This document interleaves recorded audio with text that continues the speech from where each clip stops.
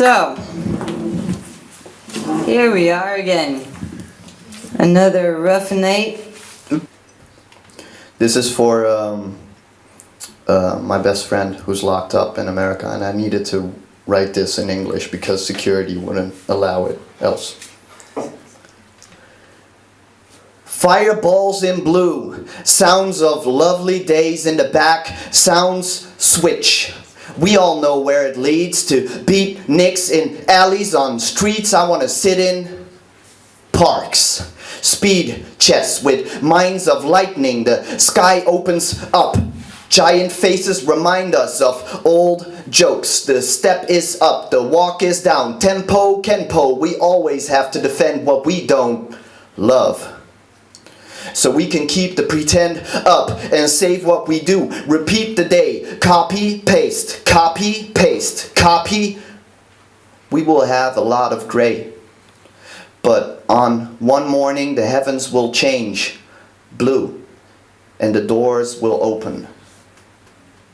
Not for exercise, not for a meal, not for work or class, but for you. And the beer will taste sweeter than ever. The burgers crispy, the girls will smile just cause, and the guys will nod. Patience to the Chinese champions of thought. Flow with the Japanese dragons of the back of strength through the Russian beards of the chins on the ice gods. And we all drive east to the fireball in blue, saying bye to the west like the west tells bye to the east. Nothing ever settles. We are schooled in being weak. We all can only slave over and weep, but not you. And sure as hell not me. Walk to the door in slow motion for years to come and see it open inch by inch and trust. Look beyond the beyond. Your mind is fucking free, dude. Your body just doesn't know it yet. So travel in slow motion and picture it already. And when mind and body are one again, hope that it's blue. And the people in the park will all reset their clocks and a new game will begin.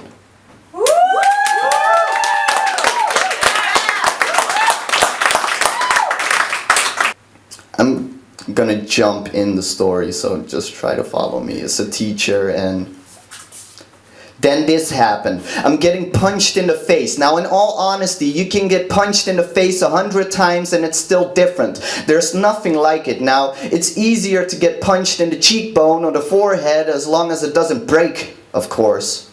It's a bitch being punched in the mouth. I'm getting punched in the mouth. Of course I'm getting punched in the mouth. I was trying to teach these kids a specific point in art history so that they might know the importance of authenticity and having the freedom to be original. One kid was convinced that sticking his tongue in a girl's mouth was way more important than whatever the hell I was talking about. I told him to sit somewhere else so he could follow the lecture without being tortured horrendously by his hormones. He had other thoughts about it though, and took his original and so authentic style to express himself about the matter. He stood up, came straight at me, yelling, threatening, the point where you can almost literally see shit hitting the fan. I am not a fan. You are the problem, old man, he screams with his head turning into a flaming ball of rage. I'm not old, Vincent, I say calmly, and you need to sit down. I'm doing squat shit, old man, he screams, turning his hands into fists while walking straight at me. Finn, don't, I say. Oh, I'm doing this alright, he screams, bouldering like a madman. Finn, for all the shit you've put me through, it's not worth it. You made me look like a cunt. Come on now, I hate you. Oh, for fuck's sake. Dad! Dad? And that's the part where he lunged his fist into the lower part of my face. Fucker packs a punch. I can handle it though. I collected lots of punches by hooligans, bikers, cops, gangsters, at a time by myself in a darker stage of my life I don't wish to reminisce. This is nothing. Now you can practice being cool in that moment, and you can look back and blame yourself for not doing this or not saying that, but in all honesty, you're probably going to do squat shit when the beast that is confrontation looks down in your throat and strangles the life out of that happy and witty side you thought was a permanent aspect of the loving character of yours, but it's not. I'm staring right at the kid. From my angle, I can look in his eyes while he still has his fist in my face. He doesn't look scary. He looks scared. This isn't a big tough guy that wants to destroy a teacher. He looks more like a scared little pup just smashing his fears away. Did that motherfucker just call me dad? Shit. A sharp stinging moment of undeniable clarity. He thought if he did what all those movies and songs implied, and maybe he could have a chance at absolute freedom. Seldom do we achieve such bliss with explosive behavior. If only he listened a little better in class, I could have told him. He might have known. Ah, shit. Everyone in class screams their lungs out, half in fear, the other half in excitement, like they're warped 1800 years ago and they're standing in a coliseum looking at war slaves, throwing away their last shred of humanity, hoping they fail, hoping we fall, so they release the lions. I do not want to engage at all. I'm not even angry. Unfortunately, I'm forced downhill in the rhythm of this tribe-like war drum. The students grab their phone and start filming. Adrenaline-fueled screams still in the background. The enraged kid doesn't know how to calm down and feels in the height of the moment that he should not disappoint his audience, or the psychotic flashback of his dad that seems to be projected on my face.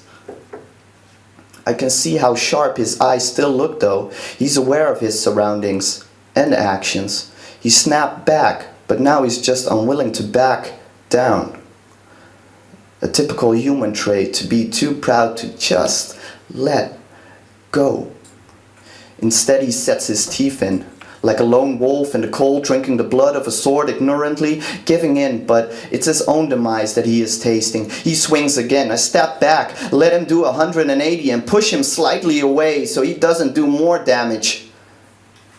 Now,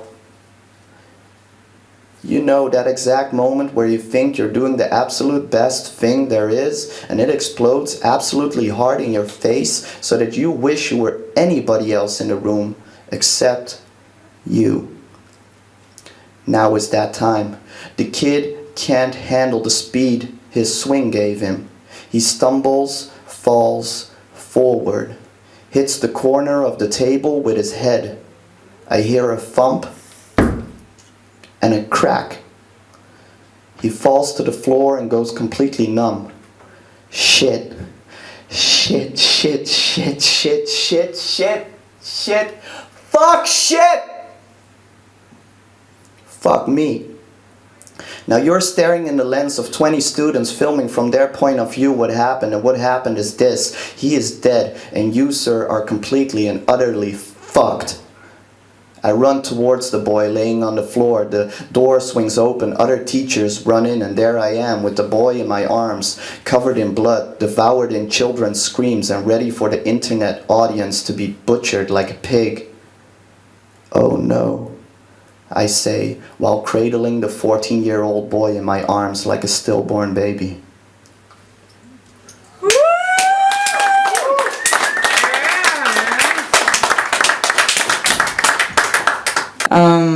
I would like you to give me a very warm welcome for Ms. Hannah Woods.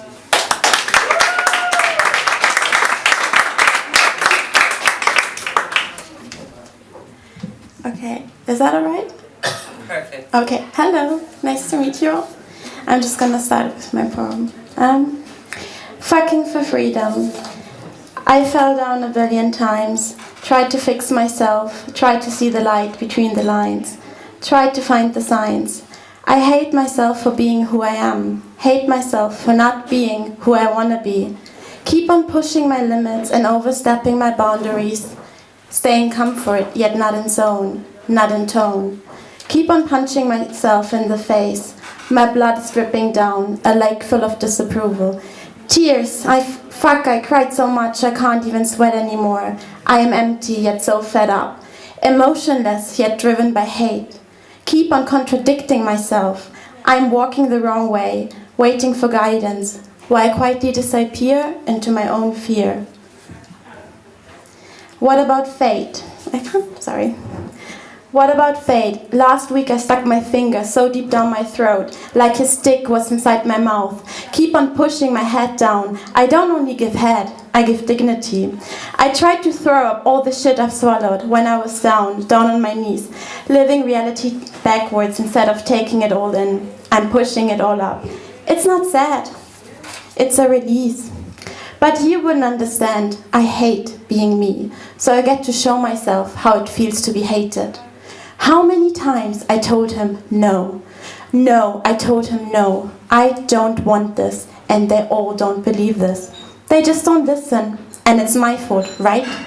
It's my fault that I misunderstood horror movies means I fuck you. Because my mouth says no, but my eyes say yes. And it's not them that cannot read, it's me that cannot speak. Why should I fuck for free if free means being someone's property? Why should I fuck for free if free means selling myself?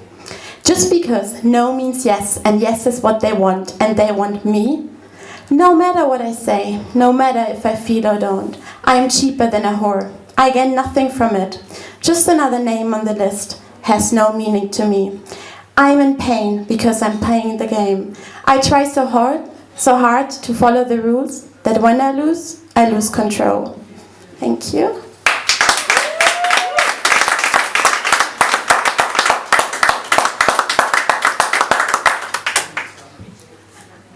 Grant. Oh, he was my very first. I can't recall his name. I never can. But I remember the sheets and the room, the view, the beauty of money, what money can buy, what money makes one do, what money makes to you and me. I wasn't myself, so I don't feel ashamed. When I'm there, I'm playing a game. I remember him saying, "Shall we go to bed?" Him telling me how sexy I am, "Please take me from behind, I can't look at you."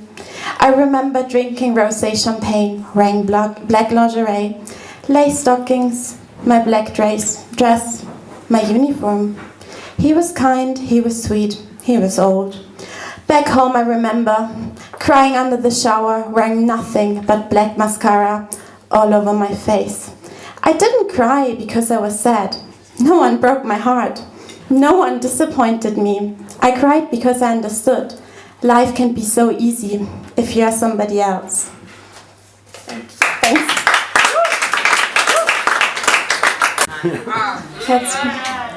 Okay, then I go on. I'm not what I am. I'm empty, and you are not able to see the mess I left behind, and always do. I am not what they see in me, what you see in me. I taught myself to play the role. I taught myself to be whatever they expect me to be. I tear apart. I'm empty. My heart doesn't feel, even when I fell down on the streets, bruises all over my legs, screaming in pain. I did not allow myself to cry until the next morning, when my blood told the story of my invisible pain. I never really cared, because I never really felt that I existed. All the scars don't belong to me, because my body doesn't belong to me. I'm simply the thought of what I'm meant to be for you. It hurts to see what you desire me to be. It hurts to realize that I'm not, and I never will be, what you envision me to be. Oh, how much I wish I could fulfill this so well-created picture. Oh, I'd love to be her. But I'm a chameleon. I'm June. I'm nothing but the reflection of the image of me you carefully have painted, and I feel sorry. I'm devastated. I am an empty bottle, the bottle you drank to make me the person I'm supposed to be. I emptied all these bottles to feel whatever I need to feel for the time being. When you told me you loved me deeply, I was silent, smiled like I was taught to smile, with an open answer, giving you the possibility to understand whatever you want, to believe whatever you want, and I will never ever be able to respond because I don't have the words. I'm not able to speak. I always leave room, space in between for whatever suits. You will come close, but never close enough. My naked body will be yours, And I always give you my soul because I can't lose what I never had. The answer is always yes, always no, in between, never clear, always blurred with me. But let me tell you, I did love you the same way, the same moment, and this feeling will last forever.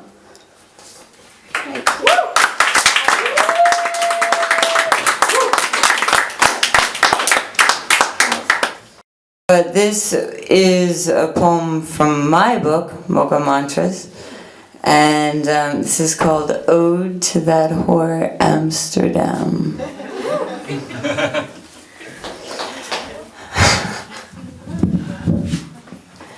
Amsterdam, you are a cruel cunt of a mistress.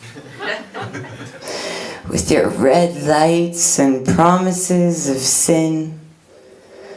Perusing my Paris papers, I see that I was lamenting my good fortune, wishing to be down and out. Now it's projection, manifestation, 400 kilometers north, as I sound like Henry, happy-go-lucky and hungry. Sex-crazed soliloquies on a stage meant for sermons. Amsterdam, you conniving conquer whore. Your disease is doling out fair-weather friendships and counterfeit culture. Fetishizing artistic starvation as you order me on my knees for the wasted window shopping tourists. Your heart is as cold as your winters, but you cannot bullshit a bullshitter. And I never go down without a fight. Amsterdam, you salacious slut. We are coming on another Christmas. Another hobo bircha, another sleepless night, wrapped like a gift in my lover's arm. I'm not asking, I'm demanding that this year you stop lifting up your skirts to piss on the poor and pitiful who are taking scraps from your table and turning them to feasts. Be a bitch in the bedroom, but a lady on the street. Let your sons and daughters thrive instead of just survive.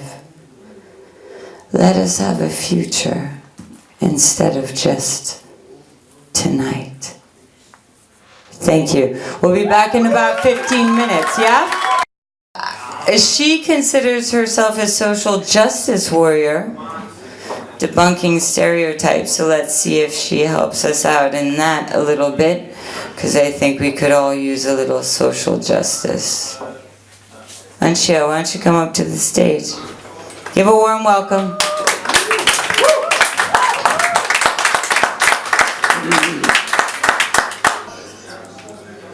Just look around. Do you see any sanity? Look at the children. Do they have any clarity? In a world gone mad with hypocrisy, trying to keep sane in all this insanity, the selfish, greedy bastards dictating our humanity.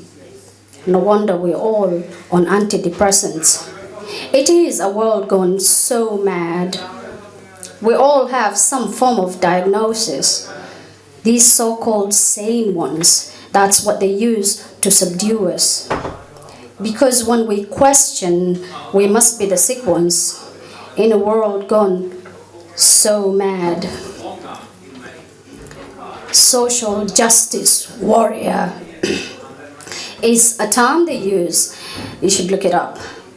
Apparently, we are obnoxious for standing up against insanity. It is a world gone mad, but I am the mad one. The wars and the poverty, the out of balance with our ecosystem, the disconnection caused by devices, the ads and the targeted marketing. Your privacy invaded. Washing all your dirty linen in public space. The blood-sucking vampires circling around for a kill. You are no longer a private person. You are now a targeted individual. Or that. That is a term caused by your paranoia, they say.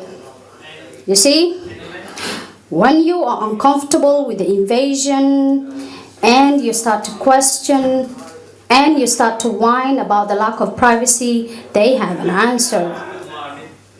You are simply paranoid to think it is wrong to open your doors, to open your drawers. They really need to see the color of your underwear. Next time you click on something blue, they will sell you blue underwear. And they will tell you how to think, how to vote, who to trust, when to walk, when to sleep. Who is they, you ask? Instead, ask yourself, who am I? They're going through the very intimate corners of your mind to find that one thing that makes you spend some money.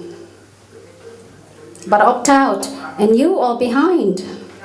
It is a world gone mad and we do not have a single sane person. Opt in, stay connected, stay targeted, blind yourself to the going-ons in the world. It's so much easier, isn't it? That way you accept and you compromise, lest you're termed as the crazy social justice warrior blubbering a safe world. It is unreachable, they quickly say.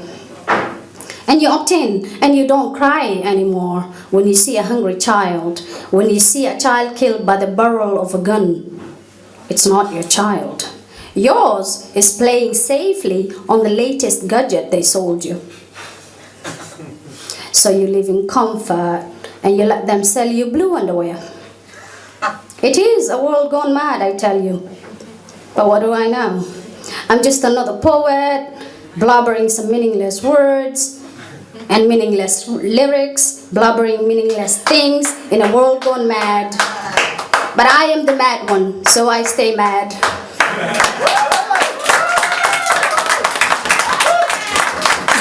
Thank you.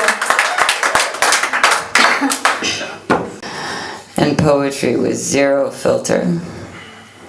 Please welcome once again to the Rough Night stage, Rocknrollsailor.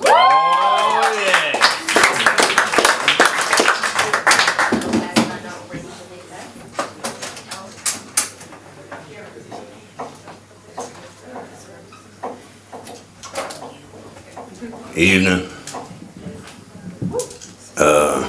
You guys are a fucking great audience. I don't know if you noticed, but you all managed to actually be quiet and attentive when somebody's up here doing their thing, and that's class A. No, you gotta say it. If you gotta hackle somebody down for 5 minutes because they won't stop talking through the show, you're saying it as well. So if you're a fucking great audience, I feel like saying that too. Woo for the audience!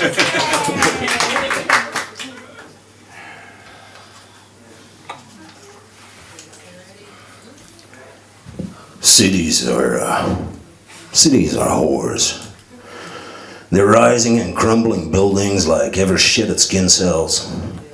It's flags like halter tops and flimsy thongs.